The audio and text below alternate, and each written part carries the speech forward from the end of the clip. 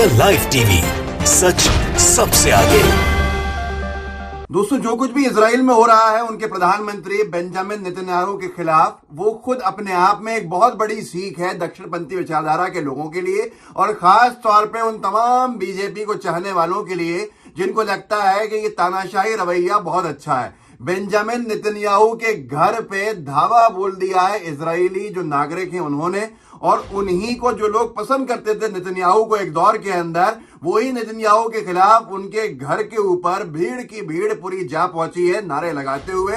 और ये समझ लीजिए कि सुरक्षा, लॉ ऑर्डर वहां पर एक बड़ा विषय बन गया है। अमर उजाला ने लिखा है, बेंजामिन नेतन्याहू इजराइल में पीएम के खिलाफ सड़कों पर हजारों लोग, कहा लोकतंत्र के लिए खतरा है नेतन्याहू। ये वो लोग हैं जो एक दौर के अंदर बहुत अच्छा नेतन्याहू को मानते थे उनके देश के लिए। देशभक्ति, राष्ट्रवाद की भावना, ये सब सातवें आसमान तक पहुंचाया हुआ था। और आज जब पांचवी बार नेतन्याहू प्रधानमंत्री बने इजराइल के, तो उन्हीं के लोगों ने उनके खिलाफ मोर्चा खोल दिया।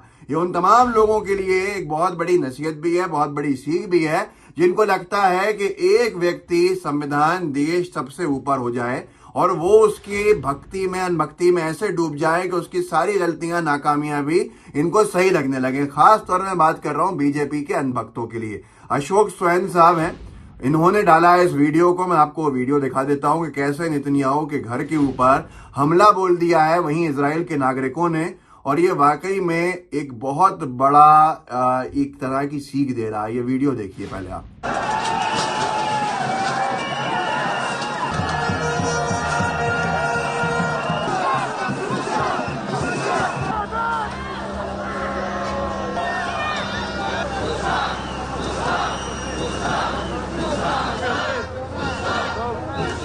तो दोस्तों, इसके ऊपर अमर उजाला ने लिखा है कि सार इजराइल के तेल अवीव शहर स्थित बेन गुरियन अंतर्राष्ट्रीय हवाई अड्डे से उड़ाने भी ठप हैं। हवाई अड्डा प्रशासन का कहना है कि देश में विरोध फैलने के कारण जनता की सुरक्षा को देखते हुए हमने सभी उड़ानें बंद कर दी हैं।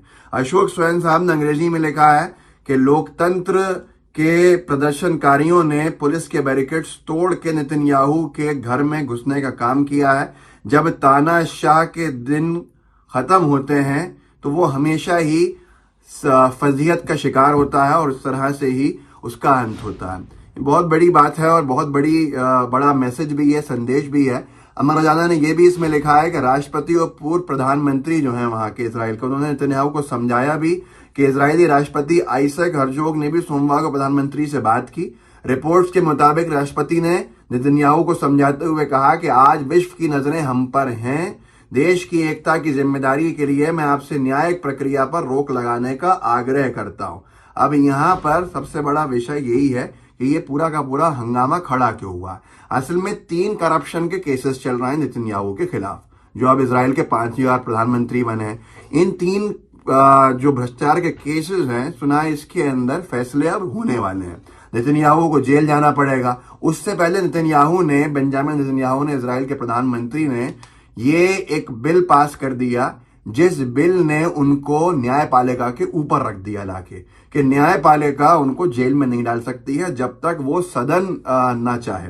सदन उनके पास है।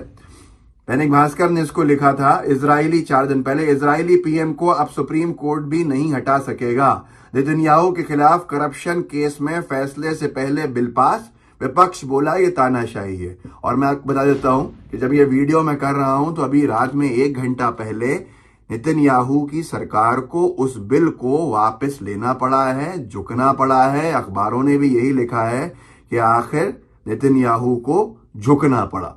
मैं आपको आगे लेके चलता हूं, इस पूरे के पूरे विवादित बिल के ऊपर जानकारी दे देता हूं, जिसको दैनिक भास्कर ने ऐसे लिखा था, इजराइल में गुरुवार को सरकार ने एक नया बिल पास किया। इसके तहत अब सुप्रीम कोर्ट भी प्रधानमंत्री को पद से नहीं हटा सकेगा। प्रधानमंत्री के फिजिकली या मेंटली अनफिट होने पर सिर्फ सरकार ही उन्हें अयोग्य घोषित करके अस्थायी तौर पर हटा सकती है। इसके लिए भी 3/4 सांसदों का समर्थन जरूरी होगा। अब ये जुडिशियल रिफॉर्म जो है, इसके ऊपर इनकी सरकार गिर गई।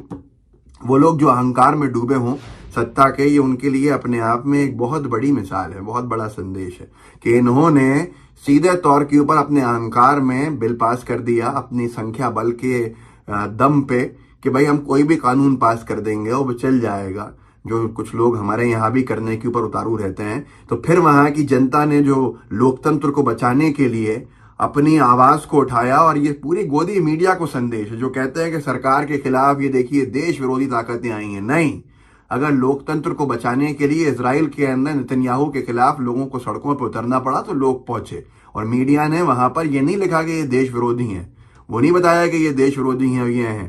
तो ये सारी की सारी चीजें, यहां तक के अहंकार इतना हो गया था नेतन्याहू को कि उन्होंने अपने रक्षा मंत्री तक को हटा दिया था। जब रक्षा मंत्री ने सलाह दी थी कि ये जुडिशियल रिफॉर्म मत कीजिए, ये लोकतंत्र के लिए अच्छा नहीं है। आज तक ने लिखा इजराइल रक्षा मंत्री की सलाह इतनी नागवार गुजरी कि नेतन्याहू ने कर दिया बर्खास्त, लेकिन अब इनको खुद झुकना पड़ा है।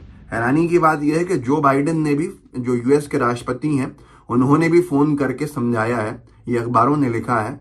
पर मोदी जी ने जो फोन किया था तो बधाई देने को फोन किया था कि प्रधानमंत्री आप 5वीं बार बने, पर अब मोदी जी खामोश हैं। ये इस तरह से कि हम विश्व गुरु बनने की कवायद पूरी करते हैं, ये बड़ा सवाल है। आज तक ने लिखा था 4 नवंबर 2022 को कि 5वीं बार पीएम बनेंगे बेंजामिन नेतन्याहू, पीएम मोदी ने दी बधाई। इसके बाद 31 जनवरी 2023 नेतन्याहू के प्रधानमंत्री बनने के 2 महीने के बाद जब यहां पर अडानी जी को लेकर हंगामा, हिंडनबर्ग की रिपोर्ट छपी और सारी चीजें हुई, सबसे पहले वो इजराइल पहुंचे हुए थे। अमर उजाला ने लिखा था Adani group Haifa port deal को नेतन्याहू ने बताया मील का पत्थर, बोले दोनों देशों के बीच बढ़ेगी कनेक्टिविटी। ये अडानी जी और नेतन्याहू के साथ की तस्वीरें भी हैं। और इसके बाद इसे अडानी जी के साथ साथ नेतन्याहू जी की भी लंका लग गई। विदेश के अंदर जिस तरह से प्रदर्शनकारियों ने पूरा नेतन्याहू के घर में घुसने का काम किया, उनका इस्तीफा मांगने का काम किया, उनको झुका दिया और वो झुक कर मजबूर हो गए इस तरह के बिल जुडिशियल रिफॉर्म को वापस लेने के लिए, जिसमें उन्होंने अपने आप को पूरी तरह से महफूज कर लिया था, सुरक्षित कर लिया था गिरफ्तारी से। अब साफ है, रास्ते खुले हुए हैं, अदालतें अपने फैसला सुनाएंगी। और वो नेतन्याहू जो डर के मारे इस तरह का जुडिशियल रिफॉर्म कर रहे थे कि उनको सुप्रीम कोर्ट भी जेल नहीं भेज सकेगा या पद से नहीं हटा सकेगा, अब फिर से एक बार सुप्रीम कोर्ट अपनी मजबूती की तरफ है। हो सकता है कि नेतन्याहू बहुत जल्दी जेल में हो और उनको प्रधानमंत्री पद से हटा दिया जाए। लेकिन ये है संविधान बचाने की एक तरह से जागरूकता, जो कहीं पर भी ये नहीं कहा जाता कि आप सरकार नहीं देश के खिलाफ हैं। सरकार के खिलाफ होना देश के खिलाफ होना नहीं होता है। नेतन्याहू के तो बुरे दिन की गिनती शुरू हो गई है, लेकिन जो भी अहंकार में डूबा सत्ताधारी दल का व्यक्ति हो उसको सोचना चाहिए कि ये सत्ता जो होती है वो स्थायी नहीं होती है, अस्थायी होती है, एक दिन खत्म जरूर होती है। इस वीडियो को आगे बढ़ाइए, लोगों को जागरूक कीजिए, व्हाट्सएप ग्रुप्स होंगे उनमें शेयर कीजिएगा, साथ में लाइव टीवी को सब्सक्राइब जरूर कीजिएगा। जय हिंद, जय भारत।